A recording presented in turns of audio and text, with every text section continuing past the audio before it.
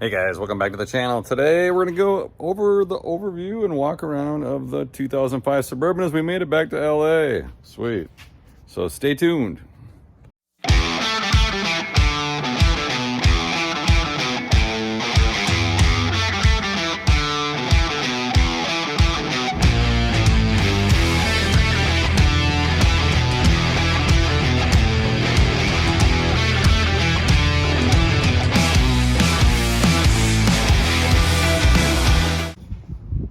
See, it's in really decent shape paint wise, and it's been pretty much a one-owner vehicle ever since new, and resided mostly in Utah from what I can see from the history. It's very clean. It's got great tires on it. It's got Michelin Defender tires. I'm sure those are not cheap to replace, but they're in decent shape, and definitely good body. The only real defect, I should say, is this right here, and that's the rear. It looks like somebody either got backed into or ran into something, or backed into something, and that's also affected the bumper. The bumpers on these things are not too bad. They're for replacement. They're pretty much just replacing the chrome piece, and I've actually done it before on the Silverado that I had to replace it, so that's easy. And then this might be a candidate for paintless dent repair to try to get out most of the dent. So I just don't think it's really worth a full body work and repaint. The other issues with the body on these is that there's kind of an issue around here where water or things seems to collect, and they kind of do a rust from the inside out, both on that side and on this side over here, and that's really the only rust. That is a regular thing you see both on Suburbans and Tahoes of this vintage. The interior is in really great shape.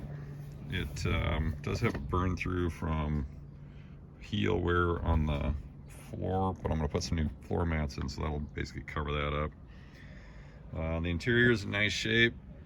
I have gone through and done a good vacuum, and then I also shampooed everything with an extractor just to get all the dirt out of it. But it's all there. It's all in really good condition, really good shape. And we'll open up the back hatch here too and show you that.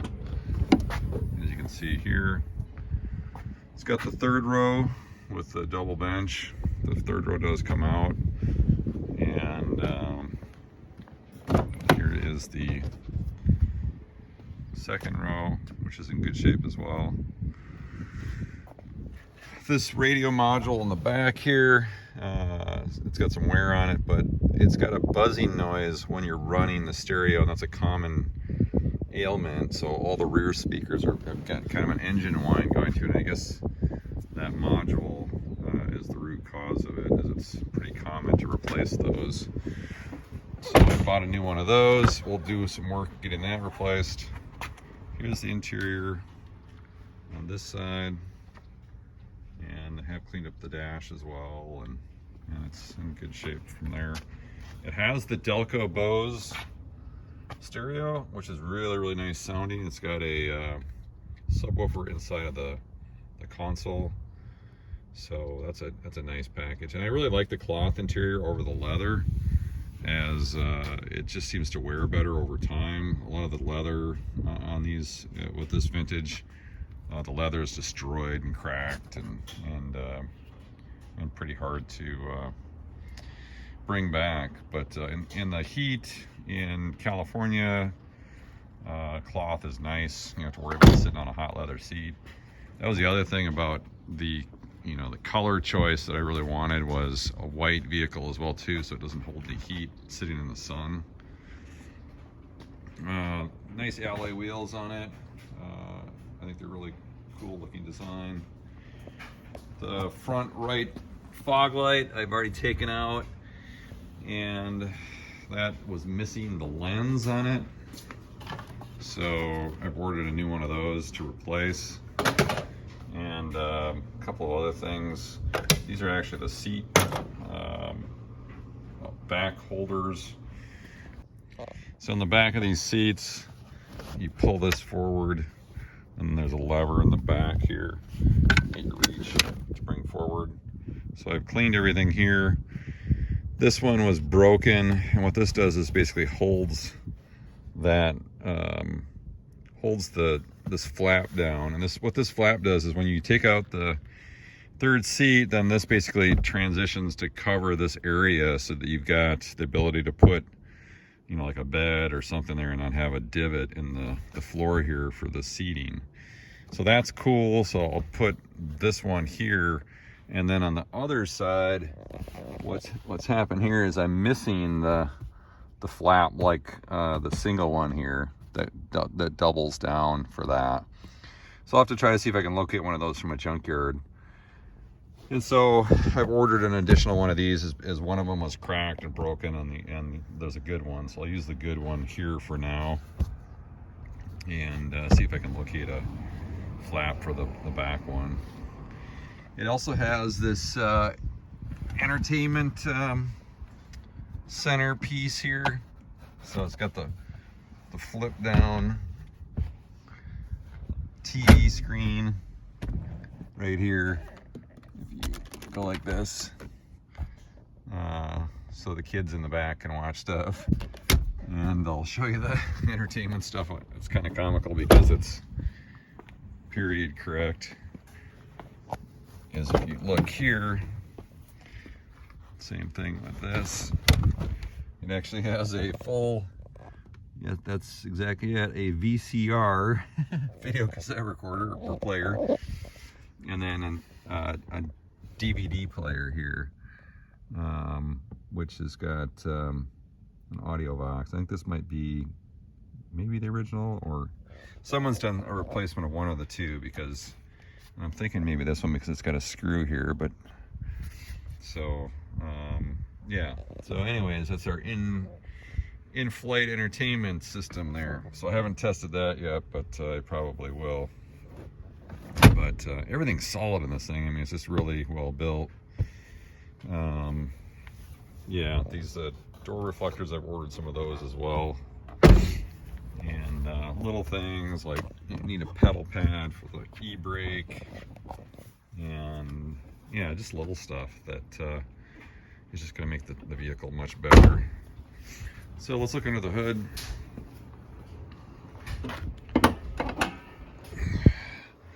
So that's a 5.3 V8 Vortec.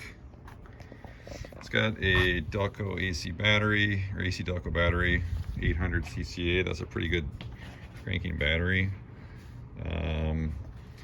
It looks like to me that the water pump has been replaced not that long ago, as it's pretty shiny and clean, so that's good to know. Yeah, so other than that, we've got our new transmission in it. The other thing that I've got to do is replace the oil pressure sending unit, which is way in the back through here, and that'll get the oil pressure gauge working, as it's not currently working. That's a common ailment as well.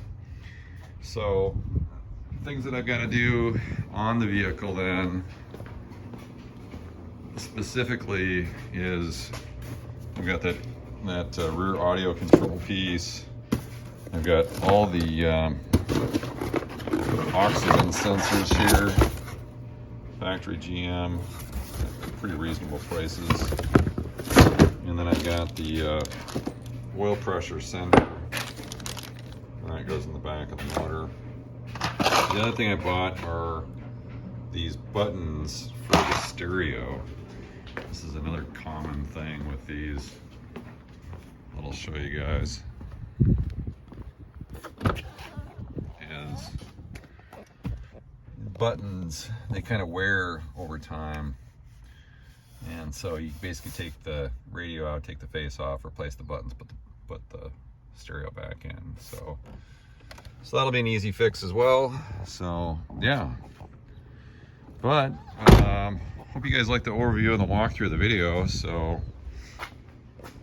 have the 2005 Suburban, so it's definitely a good rig, and I was looking for one for quite some time. They're just it's just like having a truck, but having all kinds of other capability, which allows you to get stuff like a surfboard in it, bikes, you name it, and be able to go camping or, you know, hanging at the beach, you know, you name it. So that's what me and the fam are looking to do with it. So yeah, there's the walk around. All right guys, I'm halfway through the oxygen sensor replacement. So these are the pre-cat ones. I've already put the right side in. As you can see, the left side's got a pretty good amount of crap on it. Same with this. Here's the new one. They're genuine GM parts, but they are flagged with Nippon Denso, so they're basically the manufacturer for it. GM packages it. So that went okay. And then here's the rear. This one got a little squirrely on me, and I had to use a bunch of heat to get it out, and it did bung up a little bit of the thread. Trying to get it out, so at least I was able to get it out. These are always a challenge when they get into the exhaust. Here's the right side one, but yeah, they've been changed, of course, with 200 plus miles, 200K miles on it. This handy 7/8 open end spanners come in handy. The other thing I came across too is this mount. And so this mount actually goes on top of the intake, and I'm assuming it must have been cemented on there or whatever, but that literally holds this Vortec cover engine thing over the top. So that's a massive vacuum leak. So I bought some JB Weld to re-cement that thing, or it must have broke, so somebody probably cranked down on this thing, or so I'm gonna put some anti-seize in there when I put this back together, but we'll put some JB Weld on it and get it done. I did get the new oil pressure sending unit, which is way in the back, like I mentioned. So now the cool thing is that our oil pressure gauge actually works. It was pegged at 80. So I started the rig up and it seems to be working good. So yeah, making progress on the Bourbon. Okay guys, another trip to the store to grab one of these things. It's a Lyle thread chaser. It has that O2 sensor bung in the exhaust. It's all macked. So I'll have to try this next. Okay guys, so we've made some pretty good progress with the Bourbon. I got all the oxygen sensors installed after that debacle, having to rethread that one. The great thing is, now that everything's all installed, as you can see, that check engine light just went out, so I don't have any more check engine light, and this thing runs so much smoother. It's purring like a kitten. Already took it down to Huntington Beach yesterday and enjoyed it with the fam. And I got Junior's car seat in it. He's liking it as well. So yeah. Now on to our next project on it is getting this thing in the back, which is the lift supports, as there's one on each side, and you can see that does not support.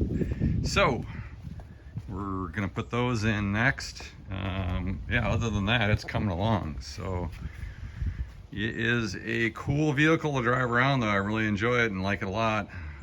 It's the family truckster, but man, it's just like a truck. That's just the thing. So it's coming along nicely. So here's our completed lift supports installed, and that is nice and handy as it pops open. Piece of cake. Here's the cool new radio buttons that we installed with the Dorman kit. It looks like a brand new stereo now. That's cool. And then right here in the back is the new audio control. So that worked great. And our pop down DVD player allows Junior to watch movies. So he's really enjoying that. And we watched a little bit of Winnie the Pooh. Here's our under seat audio box DVD.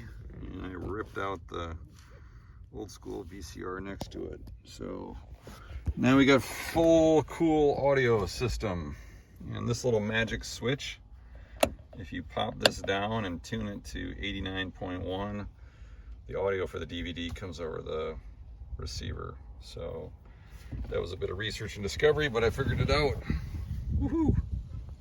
Here's our newly installed driving light. So we got a matching pair now on the back, on the front. So that's cool. And there's our new pedal pad for the e-brake. Reflectors. All good. And there's a new one on both that door and that door too. Dorman makes some good products. Well, hope you guys enjoyed today's video. The Suburban's coming along nicely. It was a great find, and continue to just do little things here and there on it. Upcoming videos, I bought a bunch of Bilstein shocks for it, so whatever you do with the suspension on it, for sure. Probably the front ball joints and tie rod ends and related in the front end. Pretty cheap parts, 200 bucks for the whole kit. Yeah, other than that, I will probably also dabble into replacing this bumper as well too. So, and looking into try to get this rear dent fixed. So, hope you guys enjoyed it, and stay tuned for more videos. Subscribe, and thanks for watching. Bye.